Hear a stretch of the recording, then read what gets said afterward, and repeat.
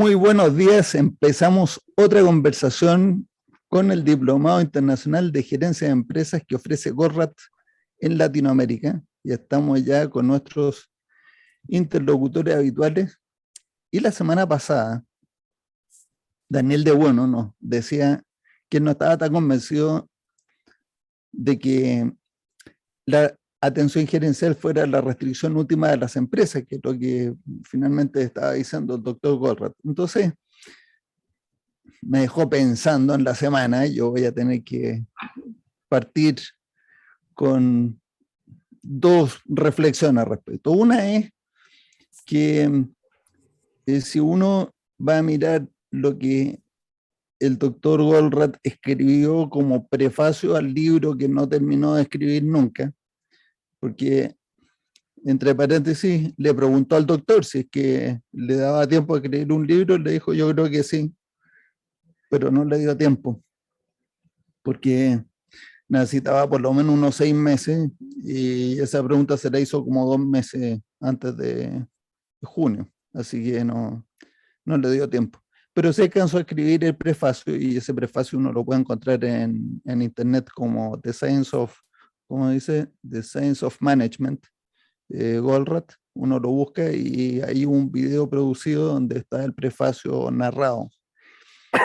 Y lo que dice ahí es que eh, el, el tiempo de los gerentes, si uno lo usa mal, va a tomar malas decisiones, y si lo usa bien, va a tomar buenas decisiones. Yo estoy haciendo la interpretación. O sea, si uno quiere ver textualmente lo que dice, vaya a ver el video, porque que voy a ponerlo en la descripción de este video, el enlace para que se pueda ver. Pero dice que si uno tiene un cuello de botella, efectivamente, si además desperdicia la capacidad de ese cuello de botella, entonces ya está desperdiciando todo en el sistema, es un desastre. Y entonces toda su tesis es que las decisiones que se toman en las empresas son finalmente lo que determinan cuáles son las acciones que van a ser ejecutadas, ¿cierto? O sea, si uno toma una decisión y se ejecuta otra cosa, entonces ¿para qué toma la decisión en primer lugar? Esa es una buena pregunta. Pero entonces finalmente son las decisiones, el trabajo primordial de los gerentes, y hay tres elementos que están interactuando, y entonces está la complejidad de la organización, y entonces eso puede ser intimidante, y a eso le dice el temor a la complejidad. Y dice también el doctor Goldratt que hay un temor a la incertidumbre, porque todos los días, por más que uno quiera eh, hacer una suma, resta y sacar una conclusión nítida acerca de lo que debe hacer hoy, hay tanta incertidumbre que toma una decisión a las 9 de la mañana y a las 12 puede estar cambiándola. Hay demasiada incertidumbre. Y luego está el temor a los conflictos. Lo quiera o no lo quiera, uno está tratando de trabajar, pero va a mirar las cosas que pasan a nivel macro entre venta y producción, y tienen ahí un pequeño conflicto. Y después va uno a mirar un poco más abajo, y entre mantenimiento y los operadores de máquina, y así, hay conflicto aquí y hay conflicto allá. Entonces el temor a que los conflictos te provoquen eh, una hecatombe en la organización, y entonces los gerentes generales, los gerentes de área tienen que estar ahí manejando todo este tema de los conflictos. Entonces, esos tres elementos, el temor a la complejidad, el temor a la incertidumbre, el temor a los conflictos, es lo que hace muy complicado, muy difícil administrar. Y si uno es capaz de resolver eso de alguna manera, entonces le permite a los gerentes eliminar o evitar pérdidas de tiempo. Esa es una primera reflexión. No estoy diciendo cómo se hace, o tenemos la solución en teoría de restricciones. Básicamente entender que hay que fijarse que la complejidad, dentro de la complejidad se esconde una simplicidad en cómo controlar a la organización, porque mientras más complejo sea, menos grado de libertad tiene, entonces tiene que existir unos pocos puntos que controlen todo el sistema. Un ejemplo que uso siempre y que es muy cotidiano para todos nosotros es que un automóvil es complejísimo. Yo no sé describir todas las partes de un automóvil con todo su circuito eléctrico, hidráulico y demás. Pero dentro de toda esa complejidad, como está todo conectado unas cosas con otras, hemos descubierto que con el volante, y los pedales y una palanca podemos controlarlo. Y podemos controlar su velocidad y su dirección. Y ahí lo conducimos. Y entonces, un sistema tan complejo es simple de controlar, o sea, simple de conducir y de administrar. Entonces, eso también, el ejemplo del automóvil nos dice que simple no es lo mismo que fácil, porque basta con mirar las estadísticas de accidentes y ya se sabe que no es fácil. Bueno, entonces, sin profundizar mucho más en todas las soluciones, al entender la relación que hay entre controlar el sistema, apuntar como objetivo a maximizar el flujo, controlando la incertidumbre, y entonces, ¿qué tiene que ver esas dos cosas con los conflictos? Y tienen mucho que ver, porque los conflictos están provocados por errores en la percepción acerca de la realidad, y que justamente son los que impiden un mejor flujo y son los que provocan más incertidumbre. Entonces, cuando uno va eliminando los conflictos, mejora el flujo, reduce la incertidumbre o la permite manejarla mejor. Bueno, esa es la primera reflexión. Entonces, basado en eso, yo sí le encuentro razón al doctor Gorre que la atención gerencial, que es la capacidad de tomar decisiones, es precisamente la restricción última. Porque si tiene suficientes recursos, siempre va a poder obtener más mercado, o sea, más demanda y más capacidad. Pero ¿qué es lo que impide administrar la empresa si tú dejas que crezca en ambos aspectos, con campañas de marketing gigantes y con expandiendo la capacidad? Pues la capacidad de administrar todo ese monstruo es la capacidad de los gerentes, es la capacidad de la atención gerencial. Es por eso que yo creo que sí. Bueno, la segunda reflexión tiene que ver con que y está muy relacionado obviamente pues, con la primera, es que Eli, yo creo que pues fue por el 2006 que nos habló de algo que, como para explicar qué era lo que tenía en la cabeza cuando estaba desarrollando la idea de visión viable, que había empezado por ahí por el 2004, 2005, ya empezó a presentarlo más en público. La idea de equilibrio progresivo que decía él. Pues entonces uno parte de una situación, vamos a partir con una empresa que ya está en marcha y que está con la administración convencional.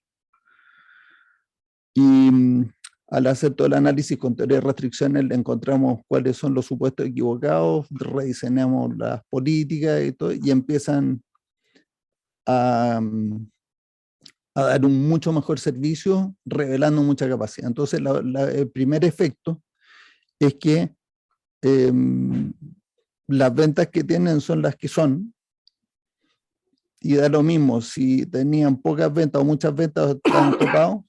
En el momento en que uno le revela capacidad inmediatamente 2 meses, un mes, lo que te pasa es que no tienen suficiente demanda. Y entonces empiezan a crecer las ventas en el momento en que uno ofrece una oferta que nadie más puede ofrecer, es irresistible, y empieza a copar más, más demanda, hasta el punto de que ahora ya te empieza a faltar capacidad. Entonces llegaste a un punto en donde hay que volver ahora a mirar la capacidad interna, entonces hay que expandir capacidad. Expandimos capacidad y la capacidad uno no la expande incrementalmente, así de 10 a 20%, se expande al doble, 50%, al doble, al triple de una.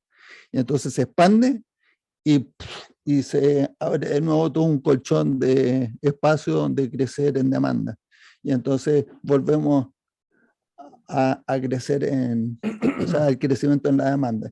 Y cuando ya estamos copando la demanda, volvemos a crecer en capacidad, volvemos a crecer en demanda. Y entonces va uno oscilando, mirando estas dos, es como eh, un caballo tirado por dos, o sea, un carro tirado por dos caballos. Uno es la capacidad interna de la compañía y el otro es la demanda que va jalando. Ujú. Y entonces los gerentes llevan las dos riendas en las manos y van viendo cuál de los dos caballos hay que pegarle para que tire el carro. Y entonces dice, entonces aquí tenemos 3 restricciones fundamentales que tenemos que estar siempre monitoreando y revisando cómo las estamos explotando. Una es la capacidad interna, la otra es nuestra capacidad, es también interna, pero de captar interés del mundo exterior, o sea, el marketing, captar más demanda. Y esas dos cosas eh, se van expandiendo y se van controlando con decisiones, y las decisiones, ¿quién las toma? Los gerentes. Entonces la restricción última es la que va controlando a dónde uno pone la atención, si a capacidad interna o, o a generar más demanda, y es entonces la restricción última de la atención gerencial. Y va uno creciendo en un equilibrio progresivo. Esa fue toda la historia que yo le alcancé a escuchar al doctor Corret, y por eso es que, pero aún así podemos seguir pues cuestionando por qué, o si es o no acaso la restricción última, la atención gerencial. Pero eso me llevó a mí a otra obsesión esta semana. Pero antes de entrar a esa otra idea, ¿hay algún comentario al respecto de lo que acabo de explicar, o tiene sentido? Mi comentario es, Bien. estoy de Tienes que acuerdo. abrir el micrófono, Andrés, pero dale, Daniel. Sí, estoy de Andrés acuerdo. está muteado. Una vez que tenemos las políticas correctas, porque eso es lo que yo veo. El único método, a pesar de que en algún momento lo discutimos, que también en la facultad se ve otros métodos de gestión global, lo que yo veo es que lo que se enseña en la facultad todavía es la contabilidad de costo como un sistema de administración de empresas. Y todo el mundo, digamos, el 99% de la gente que sale de la facultad y son los próximos gerentes, se atañen a eso. O sea, están siempre trabajando sobre esa metodología de eficiencia local. Y eso es lo que se ve en la práctica. Por eso yo hice el cuestionamiento, que me parece que en su primer libro, cuando él dice que la contabilidad de costos es el enemigo número 1 de la productividad, todavía sigue siendo cierto. Y quizá no es la última, pero para mí es la primera, es la que uno se encuentra con la cabeza de todos los que gestionan, siempre ven el óptimo local. A eso me refiero, como que hay que atacar primero eso, porque si no atacamos eso, todo lo demás parece que es como, está bien, una vez que cambiemos la... Pero para eso hay que atacar, digamos, desde la conciencia misma Porque lo que te dicen es, yo estoy haciendo lo que dicen los libros. Es que estoy de acuerdo, estoy totalmente de acuerdo contigo, y entonces, estando de acuerdo contigo, y te digo, y por eso mismo, es la atención gerencial la restricción última de la empresa. Porque si la atención gerencial está además enfocada en hacer lo que es incorrecto, vamos peor, porque esa es la idea que me ha estado asaltando últimamente en la semana, que yo creo que lo hemos dicho alguna vez, pero es que se me hace ahora que eh, es más dramático, es más dramático. O sea, el hecho de que tú tengas gerentes más capaces y más diligentes puede ser peor. Obvio, sí. Peter Drucker, no creo que fue Peter Drucker, yo creo que yo le escuché a Russell Lakoff citar a Peter Drucker, o sea que Sí, porque supongo que eran amigazos. sí, pero no creo que... Bueno, Peter Drucker le escribió una carta que yo creo que la publiqué en alguna parte, está publicada en un libro, y yo la repetí, donde Peter Drucker le dice a Russell Lakoff que le agradece muchísimo que lo haya rescatado de toda esa complejidad de los modelos matemáticos, de todo, para volver a pensar en la simplicidad de los sistemas, porque en toda esa vorágine de optimizaciones que efectivamente lograron mejorar resultados de compañía, con optimizaciones lineales y demás, con modelos matemáticos en los años 60 y 70. Pero Peter Drucker le decía a Russell Lakoff, yo te agradezco mucho me haya rescatado de toda esa complejidad estúpida. Algo así, creo que le decía. No me acuerdo exactamente cuáles son las palabras, pero la idea era parecida. Pero entonces Russell Lakoff, yo lo escuché citar a Peter Drucker diciendo, hacer muy bien las cosas incorrectas no es ni mucho menos tan bueno como hacer más o menos mal las cosas correctas. Entonces a mí me gusta ponerlo al revés. Hacer mal las cosas correctas es muchísimo mejor que hacer muy bien las cosas incorrectas. Y entonces la conclusión de eso es peor todavía, o mejor, no sé, peor o mejor. Como conclusión puede ser mucho mejor porque a uno le permite sacar algunas reflexiones respecto a lo que uno está haciendo. Estamos haciendo un curso de administración de proyectos de la construcción e infraestructura, y con Javier y Martín Repeto y Marcelo de Fiori de Argentina, los cuatro. Terminamos la semana antepasada la segunda versión del curso. Ayer tuvimos una reunión y uno de los ejemplos que pone Javier es la construcción del Empire State, que es pues, de los años 30, por ahí. Por ahí. Y lo compara podría ir a buscar la diapositiva, lo comparas con otra construcción que es similar, pero no me acuerdo cuál es. Es el edificio Ground Zero, el que Ya, o construyeron sea, para el que reemplazar reemplazó las Torres Gemelas. Exacto. El que reemplazó las Torres Gemelas. Entonces dice, Eso. uno podría hacer un paralelo, porque son más o menos similares en envergadura, esos dos proyectos. Y en cantidad de metros cuadrados, o sea, hay varias similitudes. Pueden haber diferencias, pero ustedes dirían que un 20% de diferencia en el plazo es más o menos razonable, ¿sí? De acuerdo. Pero la realidad es que con la tecnología de los años 30, el Empire State se terminó en un tercio del tiempo, más o menos, o en un cuarto del tiempo, creo que se terminó el Ground Zero. Y con mucha menos plata. Y con menos plata, más barato. Entonces, por metro cuadrado.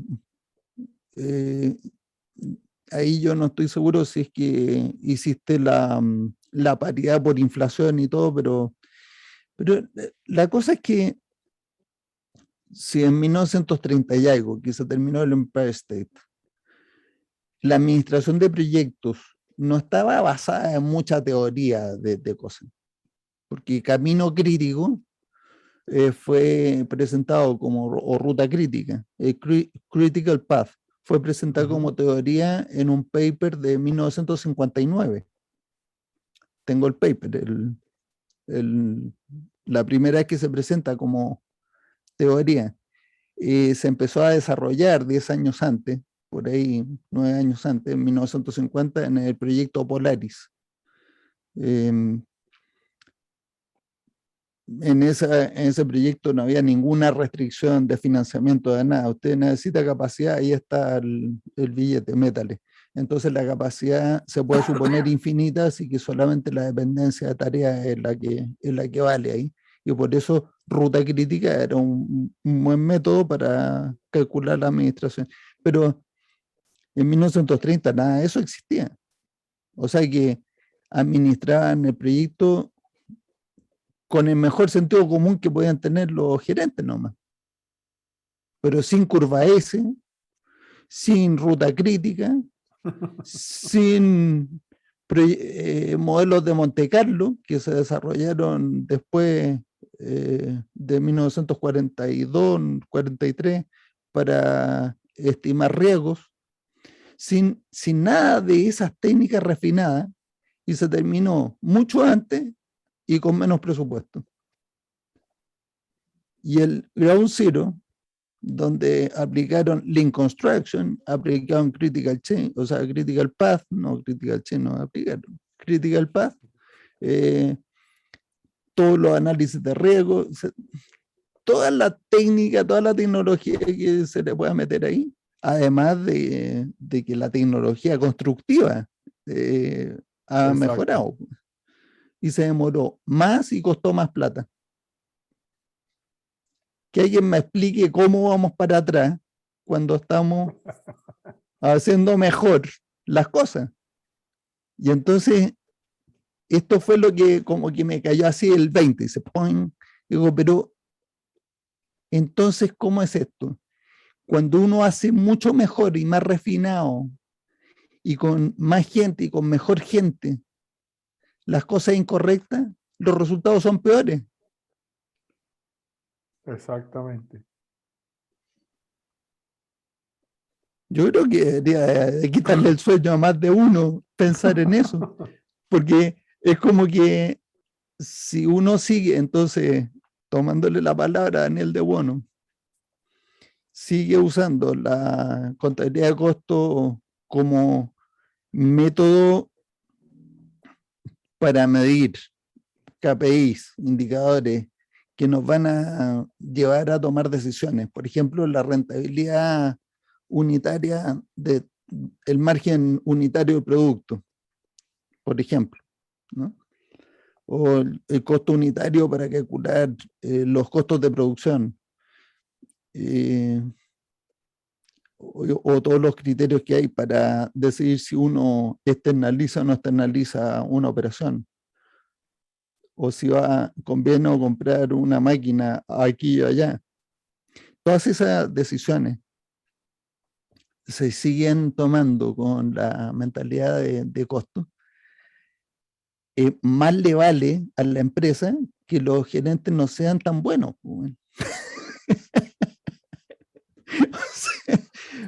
O sea, te conviene que sean más improvisados, que no hagan tantos cálculos, y que tomen las decisiones mucho más así como con lo que sienten en la tripa. Al azar. Sí, porque el sentido común es bastante mejor que cálculos sobre premisas equivocadas. Exacto. Decisiones más intuitivas. Las decisiones más intuitivas, sí. Ahora, cuando tú dices intuición, Néstor, Yo he aprendido que la intuición, pues aquí esto se lo aprendí a Daniel Kahneman también, de pensar rápido, pensar despacio. Dice, la intuición proviene de la experiencia pasada. Entonces, mientras más experiencia uno vaya adquiriendo con ruta crítica o con mental, o sea, ABC costing o con lo que sea que uno esté usando, entonces, mientras nada te contradiga tu experiencia pasada, eh, tu intuición va a seguir equivocada, profundizando en las mismas acciones equivocadas hacia el futuro. Lo que pasa es que es difícil, Refuerzo de la retroalimentación. identificar los errores, porque para un mismo efecto tú puedes atribuir muchas causas. Y entonces la confusión que hay entre causalidad y correlación lleva a mucha gente a equivocarse en su análisis. Y más cuando las relaciones no son de uno a uno, ¿no? O sea, que no son solamente dos elementos. Porque tienes que, el instante que agregas un elemento a estos dos, que usualmente uno dice causa y efecto, no, es la única causa y es el único efecto que pueden ocurrir, recién empieza a razonar, ¿no? O sea, me voy a algo básico que viene en tu reflexión o en las dos reflexiones que hiciste.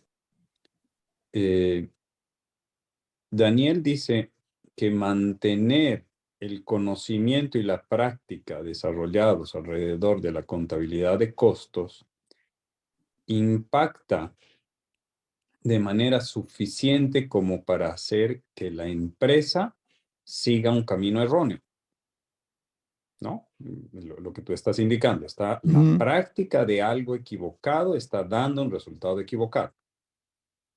Entonces, si la atención gerencial debe considerar cambiar o no cambiar la contabilidad de costos y por tanto esa atención no se dirige a decidir si la cambia o no la cambia la práctica, entonces esa atención, por definición, está decidiendo mantenerla, ¿verdad? Claro. Entonces, si incorporamos un elemento adicional, que sería la contabilidad de costos, es una herramienta alineada a una práctica, a un estándar, ¿no? Hay una estandarización. Y el talento es el que decide seguir ese estándar y utilizar esa herramienta. Entonces ya son 3 elementos: la decisión, el estándar y la herramienta aplicadas. Por tanto, hemos vuelto más compleja esa decisión. Por eso digo que la complejidad nace con solo un elemento adicional cuando solamente pensábamos que había 2. Y eso es lo que creo que pasa con la sugerencia de Daniel. Está pensando que simplemente tenemos que tocar la contabilidad de costos y por eso que no es la restricción, la atención gerencial. Pero en realidad, lo que está pasando es que en un momento en el que la empresa recién se desarrollaba, recién se creaba, lo que estaba a su disposición, la experiencia adquirida a través de la educación en la facultad, le incorporó el conocimiento a la persona y esta persona decidió utilizar ese conocimiento disponible en ese momento para tomar esa decisión. A menos que venga alguien externo y el gerente decida prestarle atención, la inercia se va a mantener. Supongo que eso resume lo que pasa en una empresa al empezar, una empresa que ha ido creciendo, un emprendimiento, van a continuar simplemente por inercia, porque nada les llama la atención sobre contabilidad de costos. Es el famoso, así se hizo aquí, siempre. Claro, desde que entró el primer contador, a menos que el primer contador salga de aquí, de Dije. Bueno, pero no le echemos la culpa al contador. El contador hace su trabajo, lo que le piden, pero ¿quién se lo pide? al principio puede ser que los gerentes no tengan tampoco ese conocimiento. O sea, no hay que olvidar que no todos los gerentes han pasado por la facultad, ¿no? Una gran cantidad no ha pasado por ahí, una gran cantidad de las empresas que tenemos son emprendedores, son empresarios, Sí, ¿no? pero aún Entonces, así ellos tampoco tienen, tienen ese conocimiento. pero buscan mentores, o sea, estoy de acuerdo contigo que yo he visto los casos son aislados, yo creo, son los menos, de gente que dicen, a mí no me vengan con cosas académicas, yo sé cómo se maneja esto. Y entonces con su propio sentido común toman mucho mejores decisiones que están mirando el todo, no tratando de optimizar cada parte, que es el gran problema. Me voy a poner en contra de todos Pero, los pero contadores, después pero lo tienen que que me crecer, pasa, pues. Perdón, Daniel. sí, No, dale. no, que lo que me ha pasado es que en algún momento le he dicho a esta gente que son tan visionarios, ¿qué pensabas al principio? Y eso Eli decía que este tipo de personas no ven la rama negativa del conflicto. Y que él me decía, no, lo que quería es que la empresa creciera y empezó a tener problemas cuando llegó el contador. ¿Por qué? Porque le dijo, no, esto no se puede hacer, esto tampoco. Y él decía, sí, se puede hacer. Y claro, como no tenía la capacidad de hacer los números para poder demostrar eso, o sea, los indicadores correctos, se veía bloqueado. Mm. Entonces en algún momento dijo, claro, o sea, se dio cuenta de que las ideas que él tenía iban a funcionar, pero, digamos, desde los óptimos locales no le permitían llevarlas a cabo. Eso es muy interesante porque es como que bloquea la intuición del tipo que está viendo un negocio en algo que, digamos, es así y no se puede demostrar con la contabilidad tradicional. ¿Alguien más tiene algún ejemplo que compartir donde uno dice, yo tengo otro que está documentado, lo contó Eli en el programa vía satélite, la empresa, ¿cómo es que se llama? Holland, International Holland, no, ¿cómo es? Javier, no, tiene el micrófono apagado. International Harvester. Harvester, Eso. International Harvester, la de equipo agrícola. pero era News Holland, o ¿cómo se llama antes? No, era International Harvester y después cambió a New Holland. A New Holland, sí. Bueno, pero eso pues un cuento que cuenta Eli en el programa vía satélite, pero ¿hay algún otro ejemplo que a alguien se le pueda ocurrir ahora entendiéndolo con esta clave de cuando se hacen mucho mejor las cosas incorrectas, la empresa queda mucho peor?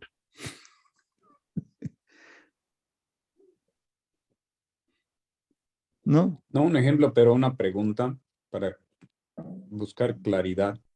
La elección de la cantidad de tareas que uno va a hacer es finita, ¿no? Hablaríamos de un conjunto finito aliado al tiempo, ¿no? ¿Cuánto puedo hacer en el tiempo?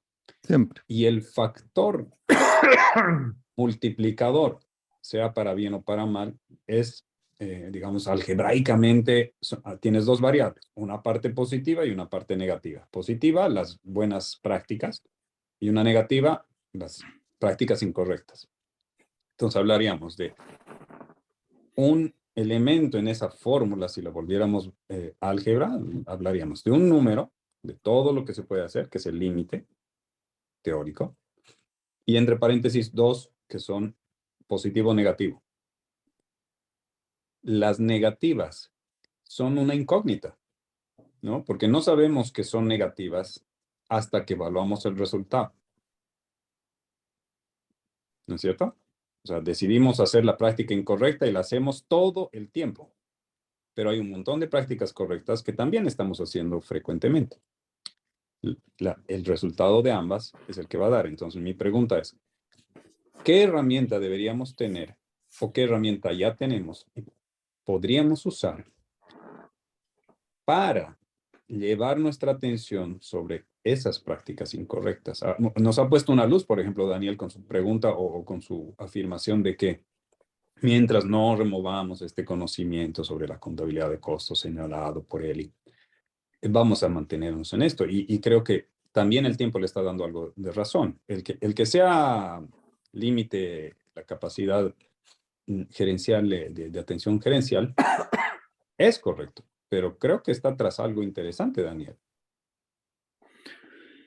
Pero es que ¿Cómo remover ese... elijo la contabilidad de costos es lo incorrecto? Y le prestemos atención. No, de acuerdo, pero es que remover ese conocimiento, remover las premisas falsas, es un aprendizaje de segundo orden que según Argyris y Kate Lewin y todos estos teóricos de las organizaciones, eso es difícil, o sea, no, es muy difícil que un individuo sea capaz de lograr ese aprendizaje sin que llegue alguien de fuera a pegar un remesón.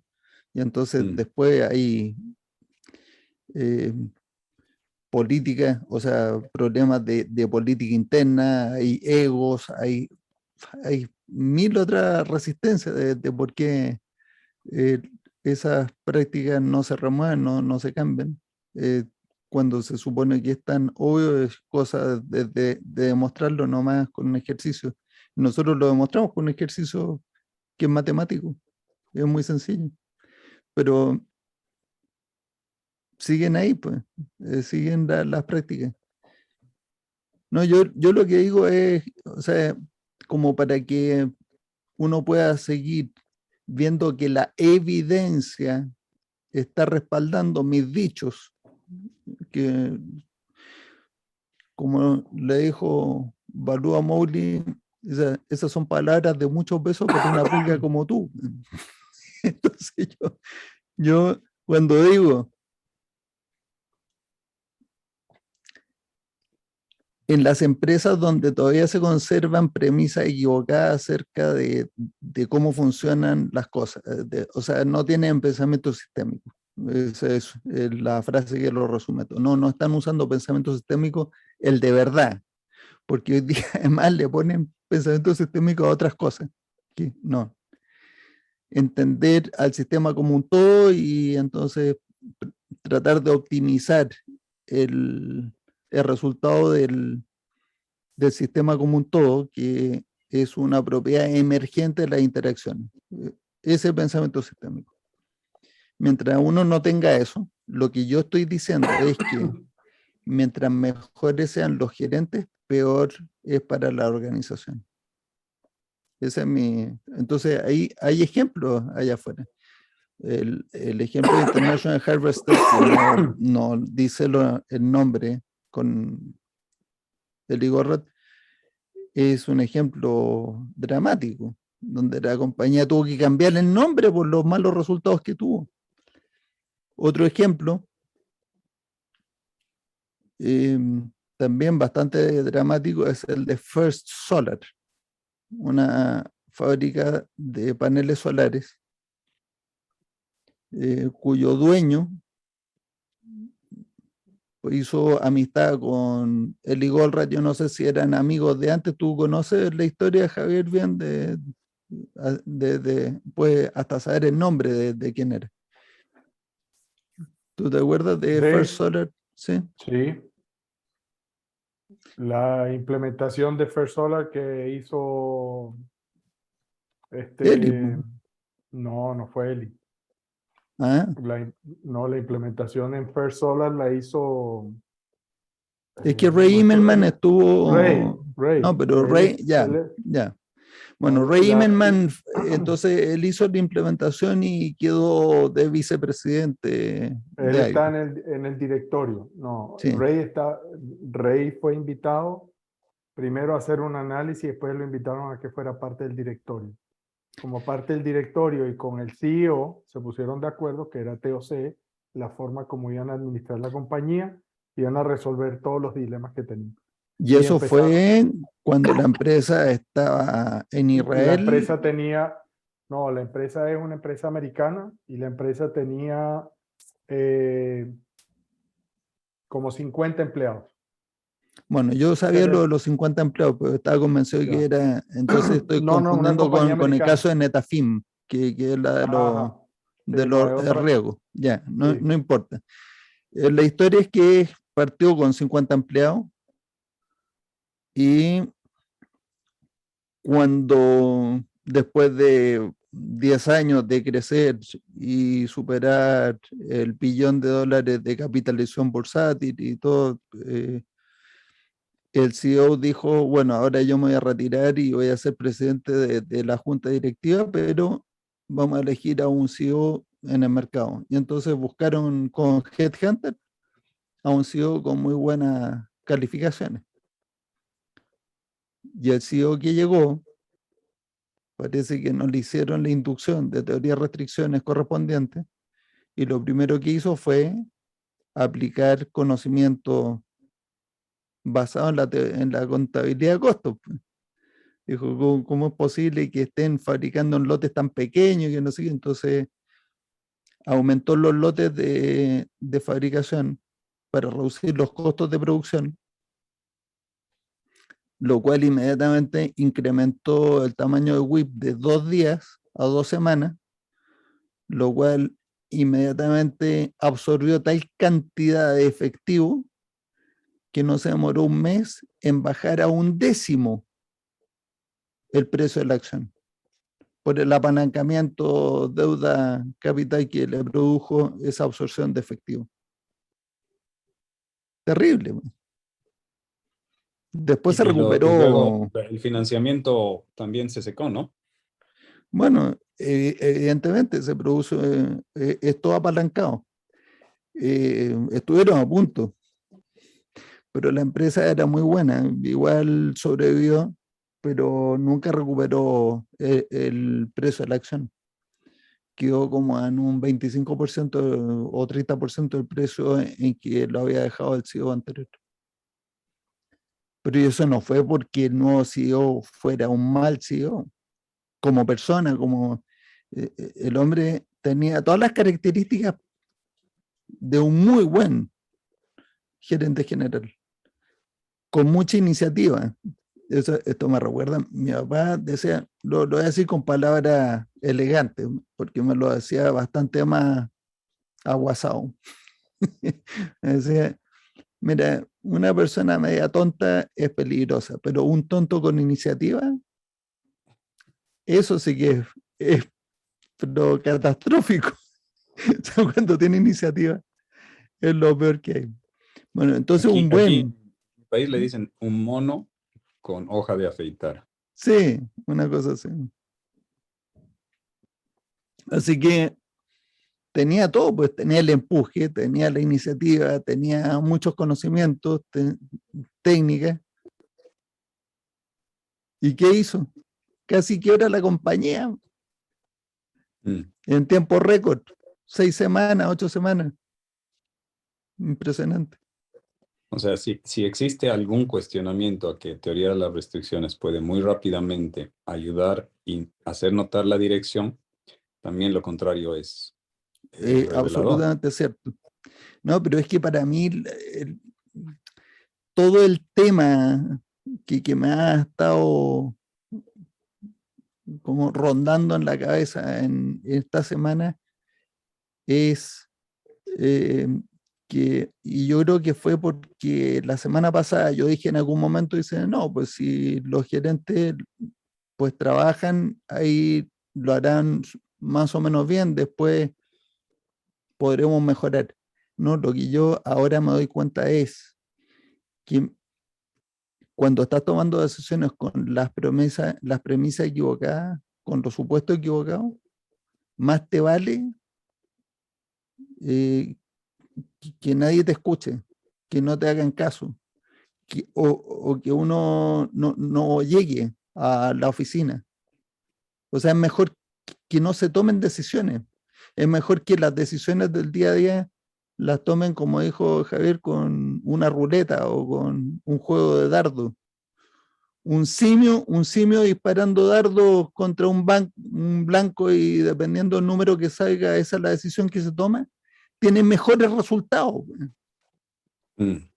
Estadísticamente hablando. Sí. Y creo que estás describiendo la realidad actual del mundo entero, porque el mundo Sí. está tendiendo a a este caos intenso que estamos viviendo, ¿no? No solamente por supuesto la equivocado. tecnología está contribuyendo a mejorar, en ciertos casos, esa buena intención, básicamente por decisión humana, está provocando problemas, ¿no? Porque no estamos cambiando las reglas.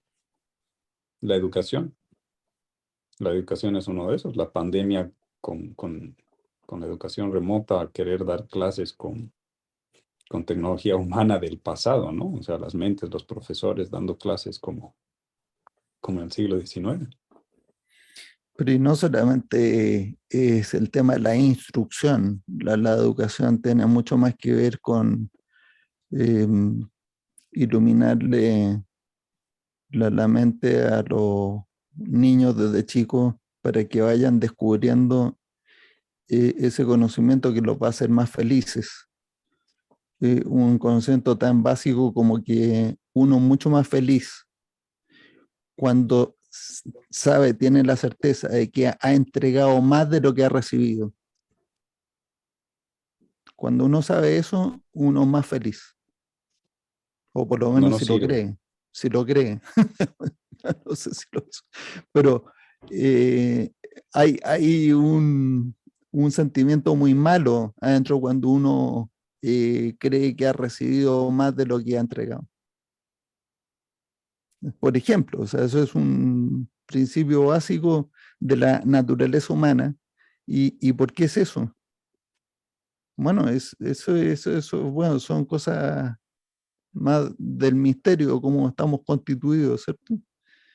Pero la felicidad se basa en una serie de reglas que se han descrito en la tradición de griega y romana y con el judeo-cristiana de Occidente, eh, donde pareciera que cuando a uno le dicen, mira, estos son los 10 mandamientos y son, o sea, son como las reglas de tránsito que me van a hacer la vida difícil porque yo quiero ir a 200 kilómetros por hora, pero si no me van a multar.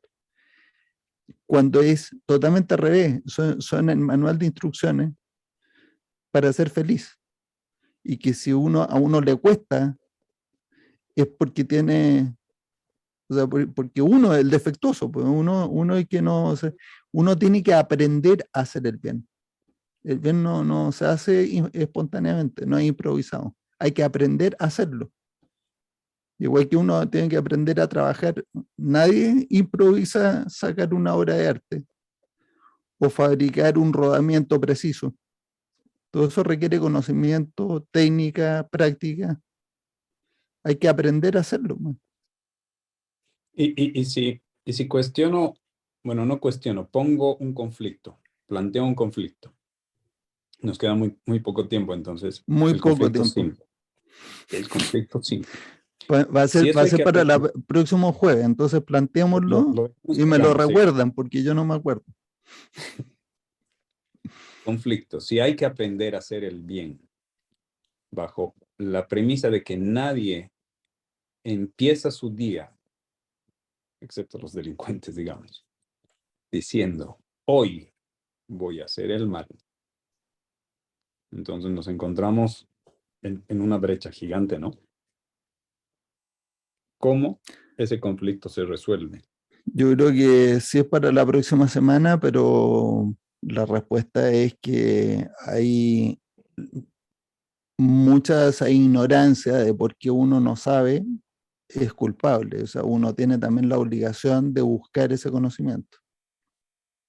Pero como para otra conversación larga. Antes de que se corte, yo tengo una pregunta para Daniel, súper rápida. ¿Se quedó con la contabilidad de costos esta persona que dijo, este contador que vino aquí no me deja tomar mis decisiones? Sí, lo cambió. A pesar de que tenía 20 años en la empresa, lo mandó a otra sucursal y cambió, porque no se podía tener una reunión de directorio, porque el tipo estaba totalmente en contra de los indicadores globales. Y entonces lo tuvo que desplazar. Tomó una decisión. Sí. Y con eso, el tema de hoy, que estuvo un poquito denso, discúlpeme que haya hablado yo demasiado, pero tenía esta cosa adentro y que la quería liberar. Vamos a dar por terminado la conversación de hoy. Y les deseo una excelente semana a todos y nos vemos el próximo jueves. Feliz fin de semana. Gracias. Chao, feliz fin de Muchas semana. gracias. Descansen. Bien. Chao, Gracias. chao. Un abrazo a todos. Adiós.